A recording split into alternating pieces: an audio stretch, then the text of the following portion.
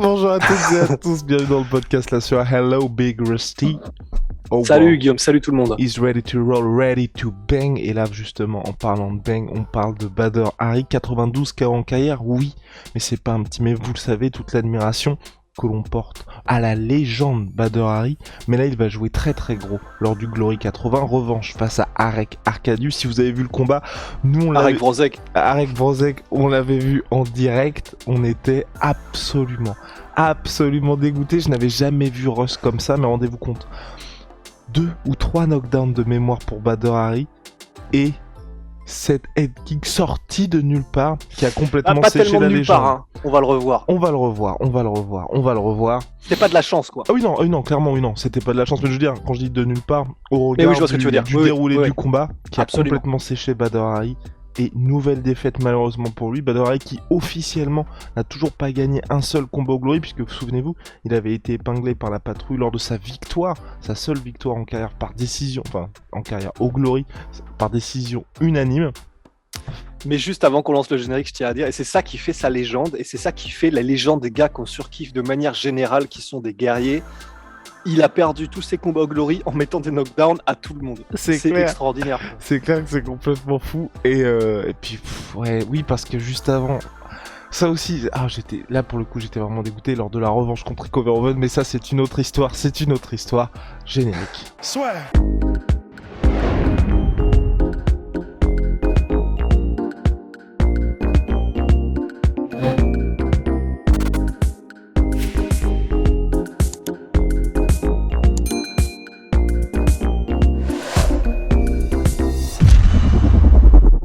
Bader Hari qui était arrivé avec on l'avait vu finalement assez humble lors de la revanche contre Rico Verhoeven. Là, contre Arek, il voulait clairement montrer qui était le patron. C'était quoi déjà la punchline? Il y avait Fuck being humble. Il y avait fuck being humble, donc quand il avait poussé Arek lors de la pesée. Mais surtout, il y avait aussi, j'avais bien aimé lors de la conférence de presse où justement il expliquait Bader Hari que quand il avait affronté la légende un peu vieillissante Peter Hart, il s'était imposé contre lui, et Arek qui avait dit ouais bah tu verras, il va se passer la même chose. Il fait non t'inquiète pas, moi je suis pas Peter Hart. Enfin vraiment, on sentait qu'il voulait montrer à la jeune génération que bon, monsieur est toujours là malgré ses 35 ans passés, et début du combat contre... Et puis on sait aussi que Bader Hari, et ça s'est confirmé finalement avec les années, le poids des années, c'est que ça reste une formidable machine offensive, mais il faut surtout pas qu'il soit touché en combat. Et lors du choc finalement, tout se passait très bien jusqu'à ce que, patatras, ça se termine par un KO assez brutal. Rusty B.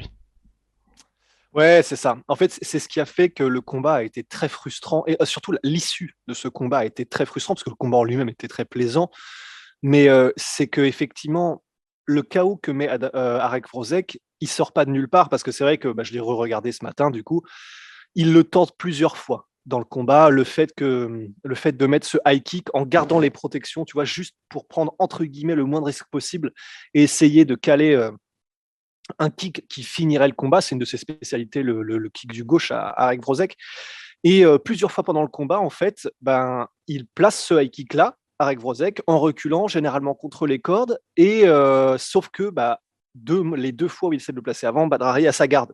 Et du coup, mais il y a une fois, même il a sa garde, mais ça passe pas loin, tu vois, ça passe là, mais parce que du coup, si Arek Wrozek l'avait monté un petit peu, ça passait, tu vois, il avait juste sa garde ici, Bader Hari. Donc peut-être même que c'est Arek Wrozek qui a fait l'ajustement et qui a, sur le dernier des kicks, justement, qui l'a placé un petit peu plus haut en ajustant, et donc c'est passé. Bon, de toute façon, ce serait passé, puisque justement, Badr n'avait pas sa garde, parce que probablement, en gros, il était en mode bon, ok, je suis tellement en train de le plier qu'il n'y a plus vraiment beaucoup de risques. Et c'est probablement l'erreur qu'il a faite. Je me permets de te couper très rapidement, mon cher Rust. Il n'avait pas sa garde, Bader Hari, parce qu'il était en mode full offensif sur le moment. Clairement, nous, vous, tous ceux qui ont regardé Glory, d'ailleurs je le rappelle, qui est sur gloryfights.com, on est toujours partenaire, et vous pouvez dès maintenant prendre le PPV pour le 19 mars prochain, et breaking news, on sera aux commentaires de cet événement. Ne nous jinxons pas. Si tout se passe comme prévu, Big Rusty a très peur parce que ça va être ses débuts dans la fosse au lion. Non, mais c'est surtout que ça, je veux qu'on le fasse bien si on doit le faire, et ça va être beaucoup de travail. Pas et de souci, trop de trucs. Pas de souci, Big Rusty, pas de souci. It's always possible when you believe. Et donc, alors, pour revenir à ce combat-là finalement, si vous l'avez vu, si vous l'avez revu parce qu'il est disponible sur la chaîne officielle du Glory, bah clairement, on se disait ça va être plié. Et c'est peut-être ça, c'est peut-être qu'il a finalement oublié que toutes ces frappes au corps qui avaient durement touché son adversaire, bah, faisaient qu'il était quand même toujours en vie et toujours là à essayer justement de placer sa Hail Mary.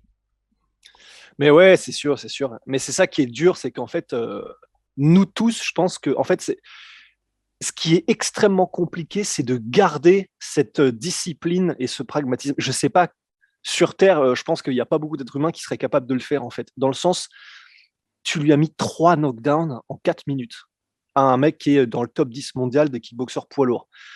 Tu es littéralement en train de le manger, mais vraiment de le manger, à part des quelques low kicks qui étaient néanmoins très, très, très bien placés et puissants de la part de Vrozek quand même, et ses alertes en high kick, mais qui étaient bloquées par Badari. C'était une autoroute de la part de Badari. Et donc en fait, ce qui est dur, c'est que ça doit être tellement dur en tant qu'humain de se dire non, non, reste discipliné, garde bien tes mains très très hautes parce qu'on ne sait jamais. Parce que le on ne sait jamais, quand littéralement tu es en train de complètement rouler sur ton adversaire sans aucune. Enfin, en gros, il te renvoie quasiment rien. C'est compliqué. Tu te dis, enfin, à un moment donné, bon, ça fait 4 minutes qu'on combat, il n'y a rien ou presque qui est passé qui m'a mis en danger. Bon, c'est pas maintenant, après 3 knockdowns, et alors que le mec a un fifrelin de cassé, qu'il va se passer un truc. Bah, sauf que si. Mais c'est extrêmement compliqué, quoi. C'est là où c'est très dur, quoi, pour Badr Hari. C'est que oui, c'est une erreur de sa part, mais la vache, je ne sais pas qui aurait réussi à garder cette espèce de discipline, de pragmatisme à ce moment-là du combat. C'est compliqué quand même. Parce que à part ça, ce que faisait Badr Hari, c'était juste magnifique. C'était juste magnifique. Ces variations de niveau en anglaise avec la tête, le Que corps, l'on n'avait pas vu depuis un moment chez lui aussi. qu'on Hein. absolument, parce que voilà, il y a des trucs qui gardent toujours, c'est jab au corps, mais le fait de les lier de cette manière-là, de manière aussi fluide, avec même des middle aussi qui passaient salement, enfin, ils étaient bloqués par Vrozek, mais tu sentais que c'était puissant, de la même manière que Vrozek en plaçait aussi, hein. Mais voilà, on avait vraiment un vintage Badr, on avait l'impression d'avoir l'équilibre parfait pour Badr Hari, parce que du coup, il était vintage dans le sens très agressif quand il lance ses combinaisons, mais sinon après, quand même, un peu moins chien fou, etc. Et sauf que, ben voilà, quoi, il suffit d'une erreur, il suffit d'un moment où bah, tu te dis c'est bon, c'est plié, pour que bah, Vrozek, qui du coup, lui, sa stratégie, c'était clairement garder les mains hautes et quasiment pas d'anglaise, juste des kicks pour essayer à un moment donné d'en placer un. Bon, bah voilà, quoi. Donc, ça va être très intéressant de voir la revanche. J'ai juste peur parce que, bon, bah voilà, c'est ce qu'on dit à chaque fois, mais ben, il y a quand même les années qui s'accumulent et dans le sens. Tu es plus prompt aux blessures, tu es forcément moins affûté physiquement, de moins en moins en tout cas. C'est voilà, Après, physiquement, là, il était arrivé, il était quand même en top shape. il était en top Lors shape. de son dernier combat, moi ce qui m'inquiète surtout, c'est plus, tu vois, l'aspect mental que l'on avait vu lors du dernier combat, où c'est vrai que pour quelqu'un comme Badr Hari, 92 KO en carrière, plus de 100 victoires aussi, au global, là il y a ce besoin pour lui justement d'ouvrir les compteurs mine de rien au Glory, parce qu'il y est depuis je crois 2015 pour son premier combat, donc là on est à un moment où, même s'il y a sa réputation qui est énorme, tu vois, rappeler à tout le monde que il est toujours présent, tu vois. Et c'est ce qui s'était passé, à mon sens, tu vois. Les précédents combats contre Rico Verhoeven, c'était le corps qui avait lâché. Là, on voyait que pour lui, il y avait ce sentiment d'urgence. Ça, il faut que je finisse ce combat. Il faut que j'ai cette victoire 1, mais surtout que j'ai ce premier finish au Glory. Et j'espère que là, lors de la revanche, on va avoir quelqu'un qui sera et c'est là que c'est compliqué, tu vois, qui va garder cette agressivité, mais tout en étant mesuré par rapport à ce qui s'est passé lors du précédent combat, ce qui est un mal pour un bien à mon sens, et on voyait, tu vois, son nouvel entraîneur qui lui avait dit immédiatement après le combat, qui était hyper frustré du résultat, mais surtout de comment ça s'était passé. Je pense qu'ils vont bien travailler là-dessus de, aujourd'hui, se dire, bon, ok, même si t'as touché ton adversaire, il faut quand même garder à l'esprit que, et c'est ce que t'as dit Rust, Badr Hari, t'as 35 ans bien tassé, mine de rien, aujourd'hui, 37, ouais. 37, il faut aussi accepter que maintenant, enfin, on est dans une stratégie où ne jamais être touché, tout simplement. Ouais, bah ouais, non, c'est sûr, c'est sûr, c'est ça qui va être intéressant justement dans la revanche, c'est effectivement comment est-ce qu'il arrive dans le sens, à part le fait qu'il s'est un petit peu laissé aller lors du dernier combat, sinon bah, il était comme ça, en fait. Sinon, vraiment, bon, il y a le fait que ce sont ses attaques et sa surpuissance qui font que, en gros, ça maintient l'adversaire en respect et du coup qu'il en voit moins. Donc ça, c'est quand même pratique. Mais sinon, il restait quand même assez précautionneux et c'est pour ça que je pense que c'est même presque la manière dont Wrocek va lui aborder le combat qui va, je pense, peut-être tout changer. Parce que s'ils arrivent de la même manière tous les deux, je pense que du coup, bah, Badr Hari ne fera pas la même erreur et ça devrait passer, tu vois. Donc, je pense que c'est peut-être Wrocek qui va arriver d'une manière différente et ça rebattrait complètement les cartes. Tu vois, si Wrocek décide de s'engager plus, d'arriver avec des combinaisons en anglaise, d'essayer de vraiment kickboxer avec le kickboxer, bah là, paradoxalement, ça se trouve, ce sera soit plus facile, soit encore plus dur pour Badr, parce que du coup, il y aura des ouvertures qu'il pourra trouver, Badr Hari, mais il y aura aussi, comment dire, plus de chances qu'il se fasse toucher, puisque du coup, ce sera plus des échanges plutôt que un mec qui attaque et l'autre qui 11 en défense, mais sauf de temps en temps, il tente des petits trucs, quoi. Donc on verra, on verra. Ce sera intéressant en tout cas. Non, c'est Et clair. Et puis les c'est quelque enjeux chose. seront énormes, hein. Franchement, il n'y a pas de Ouais, bah titre oui. entre les deux, mais là, c'est vraiment, tu vois, plus pour garder sa légitimité au sommet de la pyramide pour Badr Hari. Ouais, ouais, non, non, complètement, complètement. Et juste pour Verhoeven, c'est vrai que son corps a lâché, mais c'est aussi Verhoeven. Je sais que tu le sais, mais c'est simplement pour les gens, si jamais il y a des gens qui découvraient un petit peu l'historique des combats. En gros, Badr Hari, comme d'habitude, commence très fort dans le Pour les sens deux où combats, hein. Pour les pour deux les deux combats. combats, hein, voilà, il met knockdown les meilleurs combattants de la planète, il n'y a pas de problème. Mais après, la résistance et l'expérience et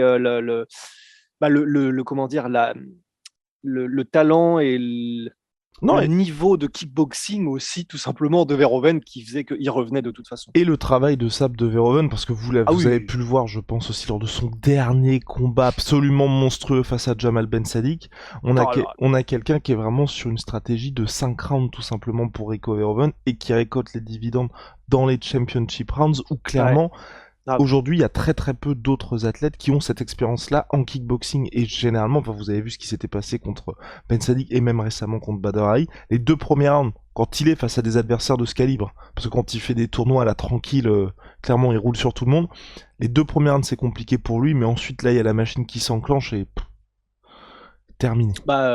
Oui, c'est une machine à nul autre pareil, quoi. C'est probablement, pas probablement, c'est le meilleur kickboxer poids lourd de ces De cette 5 génération. dernières années sûres, cette génération sûre. J'étais en train de me demander 10 dernières années, mais là, ça fait remonter quand même à longtemps, Oh donc mais je ne sais si, pas. ah moi je mettrais clairement, pour moi c'est lui le plus dominant des années 2010. Oui, t'as raison. Oui, oui, parce que qui sinon? Et il Oui, oui, prend, non, et t'as je crois raison. je sais plus exactement quand il prend le titre, mais je crois que c'est 2013-2014, quelque chose comme ça. Donc tu vois, ça fait quand même une bonne domination. Et là, Oui, oui, oui, oui, ça fait une dizaine d'années, effectivement. still balling. Bon bref, mon cher Rust, on a fait le tour sur le retour de Badr Hari. Ne vous inquiétez pas, on prépare une petite preview qui arrivera début mars pour le choc. D'ici là, n'hésitez pas, c'est disponible sur gloryfights.com pour prendre le PPV en avance. On sera là aux commentaires. Il y aura aussi, vous verrez, un des autres membres de la team qui s'occupera des réseaux sociaux et qui va faire ça très très bien. Il s'appelle Baptiste et il fait du très très Shout bon out. boulot. Shout out à Baptiste. C'est un monstre, Baptiste. Oui, calmons-nous, il Si! vient demander une augmentation, on n'est pas prêt pour ça. Bref, big shout out my sweet pea, my sweet protein, moins 38% sur tous mes protéines avec le code la sueur. Venom, sponsor de l'UFC, Rusty, sponsor de la sueur, you already know what's up. Et puis nous, on se retrouve très très vite pour de nouvelles aventures. Puis voilà, à plus, À plus dans le bus. à plus dans le bus.